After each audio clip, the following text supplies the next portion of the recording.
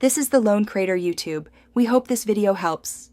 In this video, I will explain how to break chlorine lock in pool and then show practical steps to restore balance. So test your water first, measure free and total chlorine, and note pH and alkalinity.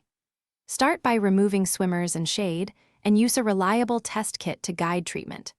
Stay calm, follow each step methodically, and you can recover clear, safe water without guesswork or wasted chemicals. Begin treatment by adjusting pH to the recommended range so shocks work well. Then choose shock or dechlorinator based on your combined chlorine level. Add chemicals slowly around the pool perimeter, run the pump continuously, and brush surfaces to free bound contaminants.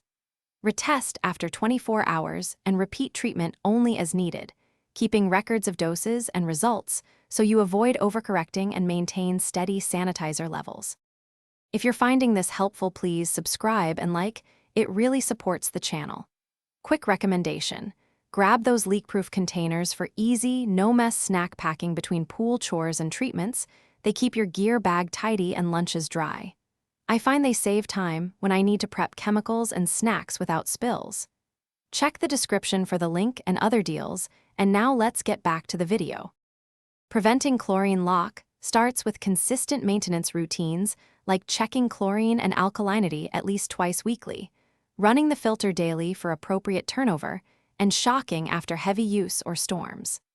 Encourage swimmers to rinse off and keep hair and lotions away from the pool, and clean filters regularly to remove trapped organic matter. These habits reduce chloramine formation and help your sanitizer work efficiently without frequent emergency treatments. Thanks for watching. Consider subscribing if we helped you.